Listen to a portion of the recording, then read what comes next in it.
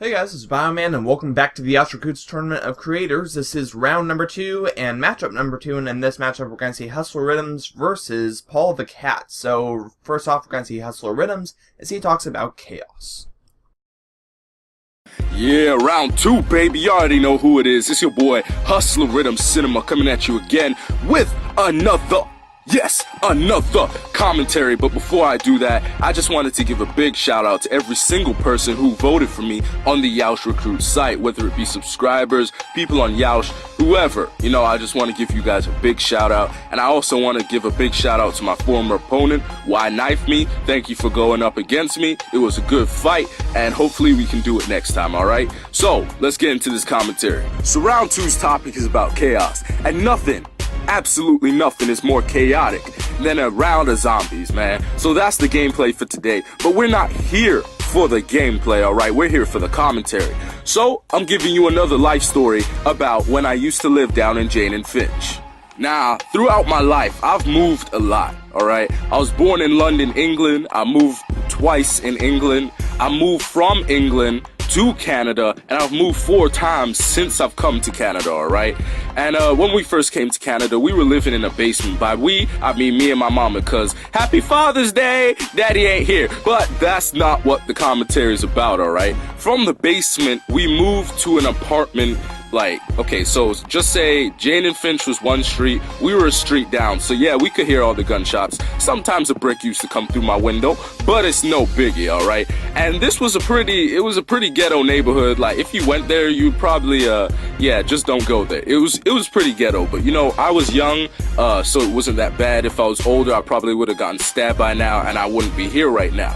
But okay, we were in that ghetto-ass apartment. And when I say ghetto, I mean ghetto. Like, something out of 8 Mile. It was really ghetto. Like, there was a lady down the hall that was always pregnant. She was giving birth to, like, an elephant or something. But she was permanently pregnant. She had about 8 kids, and it was really ghetto. Like, you would go up in the elevator, because it was like, you know those, condos? I think that, no, they're not called condos. They're apartment complexes, right? But I know everybody knows what I'm talking about. If you don't, I can't help you. So we lived on the 8th floor. I think it was like literally room number 8, like on the 8th floor. And inside this apartment, right? Our apartment was nice. We kept it clean.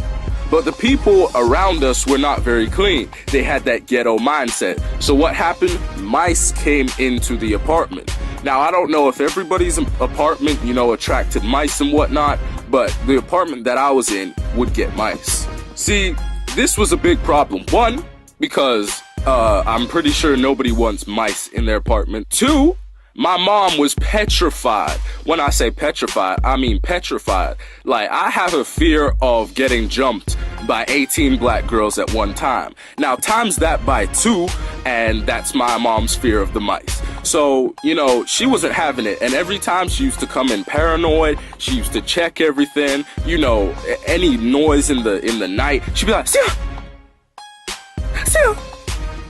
Did you hear it? It's a mouse. I'm like, shit, mom, shut up. It's 2 a.m. Just go to sleep. Mice can't climb. They can't get on the bed. You know, the mice didn't scare me, but it was, you know, in the back of my mind all the time. Anyway, so now that we've established what was going on in my apartment, I can finally tell you.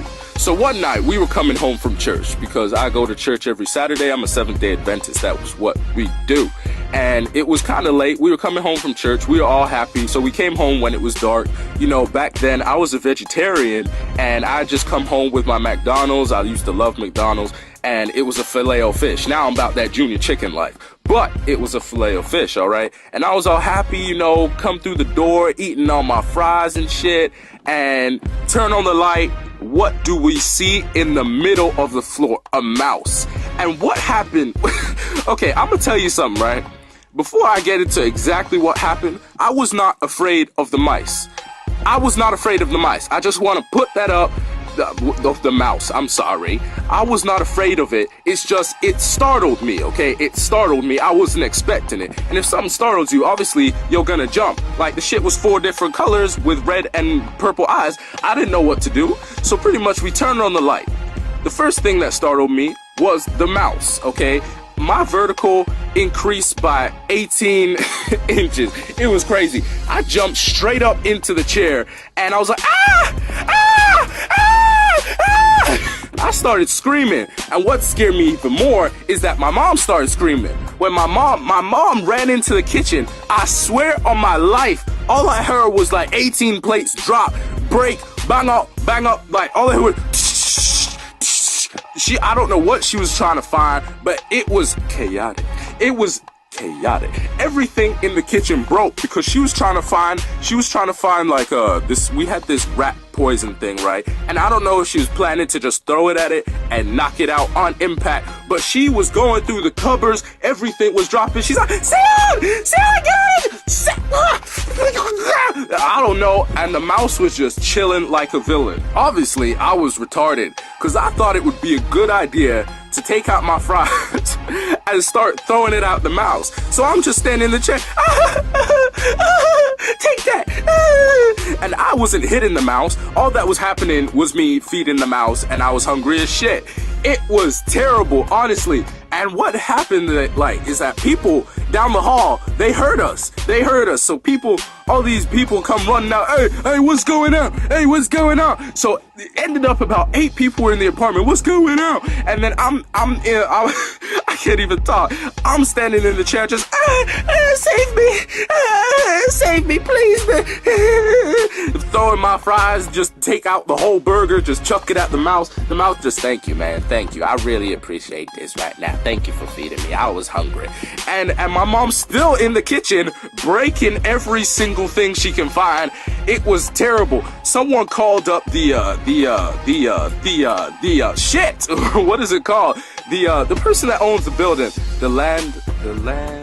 You know what? Forget it. That person had to run up. This person, okay, I have nothing against lesbians, alright? But I'm telling you, I've noticed that every lesbian couple is like there's a feminine one and there's a really manly one. Yeah, this landlord, yes, that's it, landlord. This landlord was a dude. She had a dick. It was tucked up in her ass. I'm telling you, she was a dude. But she ran through the door. She's like, hey, who got this mouse in here? I'll go get rid of this mouse right quick. Yo, she was a dude. I'm telling you. This woman ran over to the mouse. Hey, I got you. She picked up the mouse. She just picked up the mouse, didn't run or anything because I distracted it with my food. So I guess you can say that I was really the pest control. But she just picked up the mouse and she just walked in. Hey, everybody get back to your apartment. Everybody get back to your apartment or I'ma slap you with my strap-on dildo. I'm like, oh shit. And everybody like, all right, you good? All this time, my mom's still knocking shit down in the kitchen.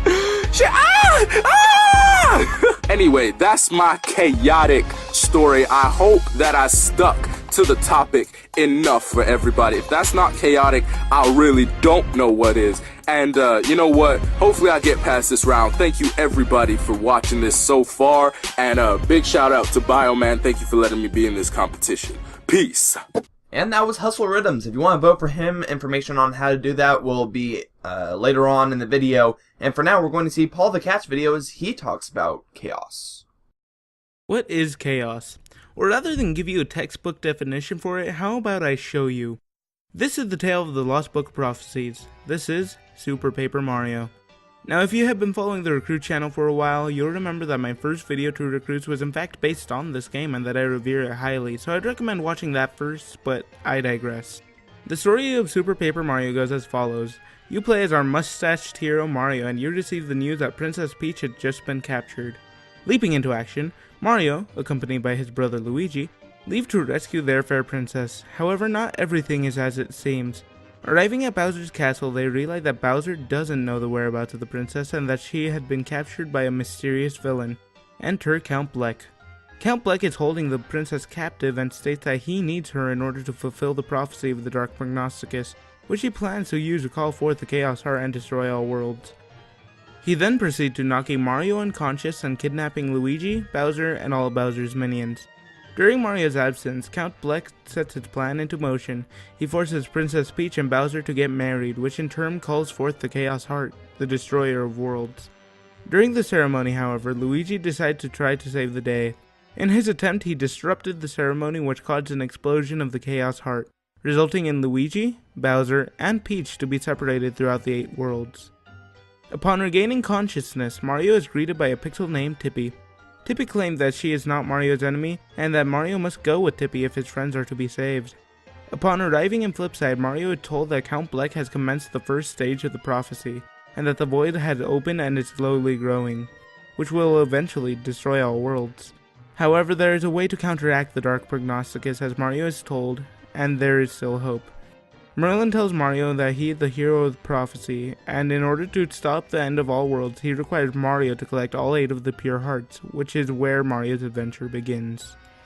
As you go through the game, you travel 8 worlds, each with their own unique style, backstory, and memorable characters. In every world, you are also forced to fight with one of Count Bleck's goons. This consists of Ochunks, Mimi, Dimentio, and the incredible Mr. L. Most of these characters are pretty funny and lighthearted throughout the game, with a partial exception for Mimi, who can be downright terrifying.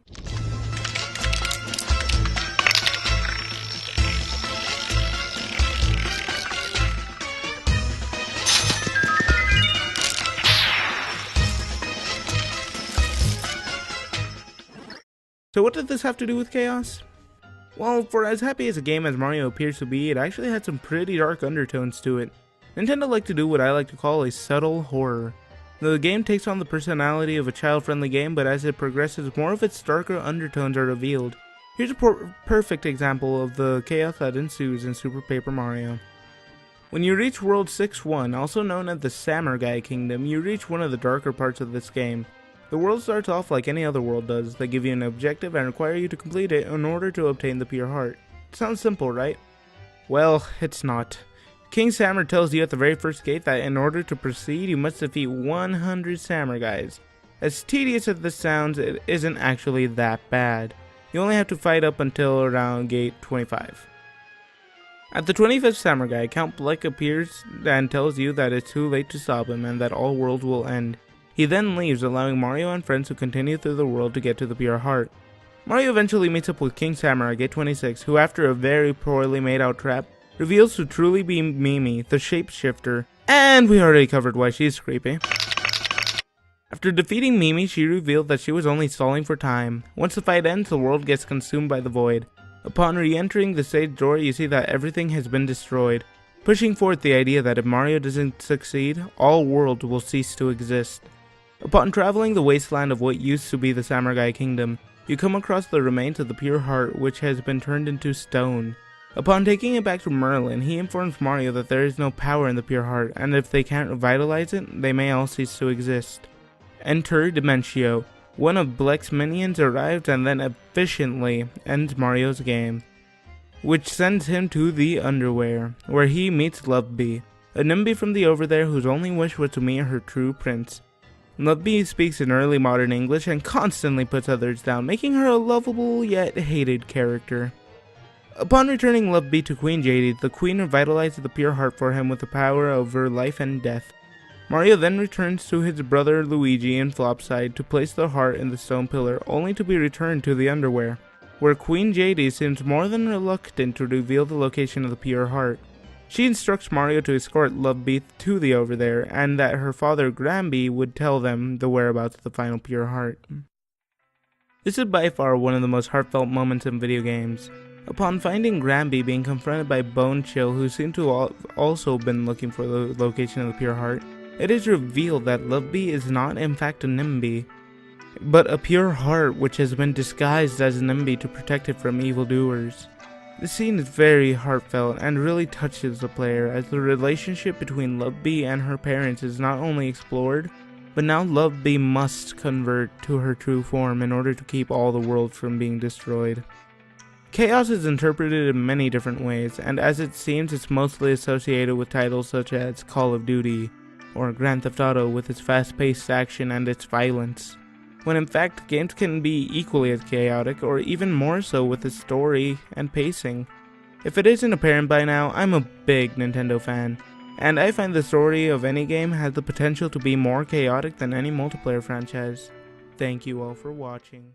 Alright, and that was PaulTheCat. If you want to vote for either of these people, HustlaRiddimz or PaulTheCat, you can click the link in the description. Brings you to the page on the Yeousch community forums. You just need an account there, and then all you need to do is just click the name of the person that you want to win, and then hit submit. You can also leave a reply in the reply section saying why you chose who you chose, But remember that that's not a vote. Your actual vote is using the poll. So keep that in mind. Next matchup is going to be Agent Zero versus Freakified, so stay tuned for that. I want to thank you all very much for watching. My name is Bioman, and I will see you all next time.